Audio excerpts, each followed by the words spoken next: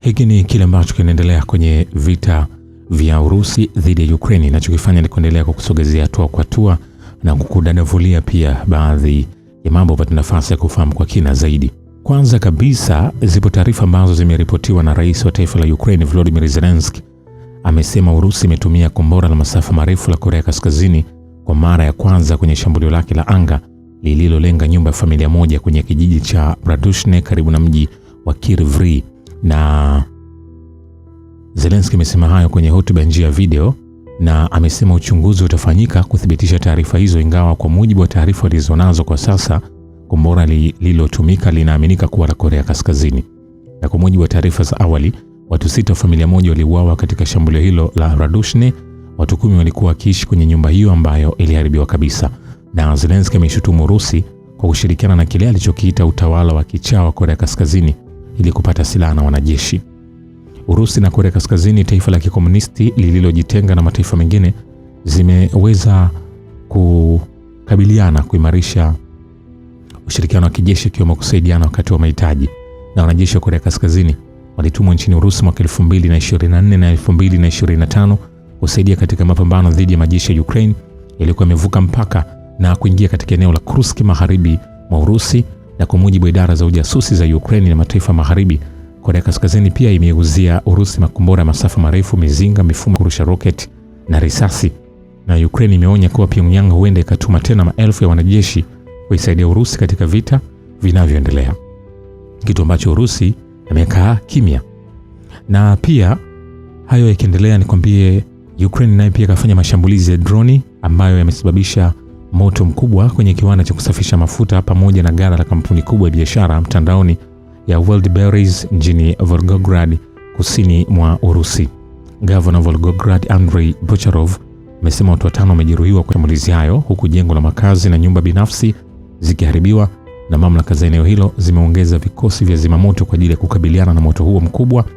Na Kyiv inasema mashambulizi hayo yanalenga kuvuruga usambazaji wa mafuta kwa majeshi ya Urusi na kupunguza uwezo wa Moscow kufadhili vita. Na wanajeshi wa Urusi pia inaelezwa kwamba wanaendelea pia kushambulia jeshi la Ukraine. Na hayo yakiendelea, nikwambie hali kwenye uwanja wa kivita kwenye mkoa wa Kharkiv pia nayo imeendelea kuwa changamoto kwelikweli kwa upande wa jeshi la Ukraine. Na hii ni mara baada ya jeshi lile kutia pressure zaidi na kuendelea kufanya mashambulizi mbalimbali, ambapo jeshi la Ukraine linaonekana kuweza kupitia upungufu wa silaha na mbinu pia za kuweza kupambana na jeshi la Urusi kwenye maeneo hayo. Hii ni kauli ya Yevgeny Lesnyak ambaye huyu ni Deputy Head of the Military Civil Administration wa mkoa wa Kharkiv kwenye upande wa ulinzi na masuala ya usalama. Lakini pia nikwambie Ukraine ameweza kufanya mashambulizi huko Sevastopol na amefanikiwa kuua raia mmoja katika mashambulizi hayo ya drone kupitia angani yaliweza kufanyika Sevastopol ndani ya eneo la Russia huko Crimea, na mtu mmoja aliweza kuuawa katika mtaa. Governor Mikhail Razvohaev ameweza kuripoti swala hilo, na mashambulizi hayo yalifanywa kupitia Bahari Nyeusi. Ila nikwambie droni za kisasa zaidi za jeshi la Urusi za Lancet zimefanikiwa kuweza kufanya mashambulizi mazito mno na kuweza kuharibu mifumo mbalimbali ya rocket ya MLRS ya jeshi la Ukraine. Na hizi ni drone ambazo Urusi ameamua kuziingiza pia sokoni kufanya majaribio, kitu ambacho kinaonekana kimeweza kufaulu. Kwa hiyo kwenye vita hivi, kama nilivyokuambia, ni vita ambavyo pia Urusi ameendelea kujimarisha zaidi kwa kuingiza silaha zake mpya kwa ajili ya kuzijaribu kuona kama zinafaa na zimeendelea kufaa na kumfaa zaidi. Na kwa mwezi Julai tu pekee nikwambie Urusi amefanikiwa kufanya ukombozi wa maeneo au makazi takriban 13 ndani ya mkoa wa Kharkiv ndani ya mwezi Julai pekee. Na kwenye makazi hayo 13 ambayo Urusi ameweza kuyakomboa ni ya kupia maeneo ya Kupiansk na upande wa kaskazini pia kwenye mikoa ya Kharkiv.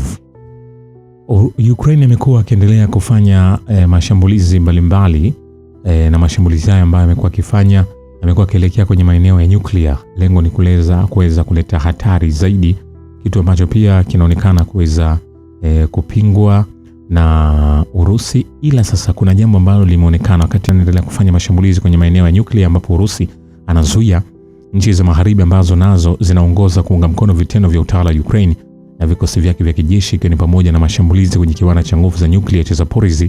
Zinajaribu pia kuchochea tukio la nyuklia ili kulitumia kama kisingizio cha kuingia kwenye mapambano ya wazi ya kijeshi na Urusi.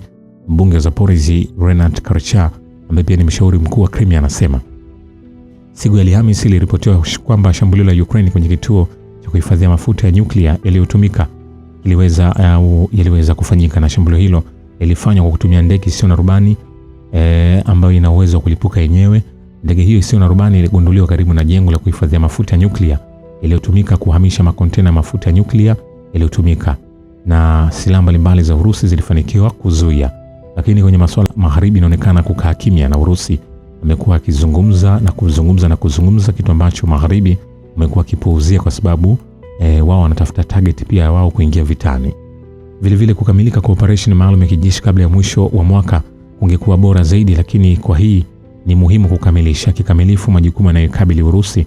Grigor Karasin, mwenyekiti wa kamati ya baraza la shirikisho la masuala ya kimataifa, anasema kama Karasin alivyosisitiza, Urusi inasimama imara na inataka kukamilisha kikamilifu majukumu yaliyowekwa na rais na yamethibitishwa hivi karibuni katika za ushiriki.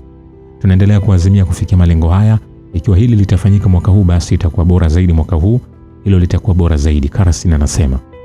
Kama seneta alivyosema, rais wa Urusi Vladimir Putin alikuwa amesema hapo awali kwamba Urusi iko tayari kukomesha mara moja shughuli za kijeshi ikiwa majukumu ya operation maalum ya kijeshi yatakamilika, na hii inapaswa kuwa hoja kuu ya kuelewa msimamo wa Urusi, Karasin alisema. Yaani mwaka huu 2026 Urusi wanatarajia kuweza kukamilisha operation yao maalum dhidi ya Ukraine. Kivipi watakamilisha? Na wakati huo Ukraine anaonekana naye kujiumba upya na kusaidiwa silaha mbalimbali. Hilo pia ni swali. Tutaendelea kutazama na kuona mambo yatakavyokuwa. Mashambulizi pia ya Ukraine kwenye miundombinu muhimu ya kiwanda cha nguvu za nyuklia cha Zaporizhzhia yanaleta hatari ya uchafuzi mkubwa wa mionzi, mjumbe wa bunge la mkoa wa Zaporizhzhia Renat Karcha anasema. Ila kwa upande wa Dmitry Medvedev, ambaye huyu ni naibu mwenyekiti wa baraza la usalama la Urusi, anasema kwa sasa Urusi ipo kwenye hatua muhimu sana ya kukamilisha operesheni yake maalum ya kijeshi.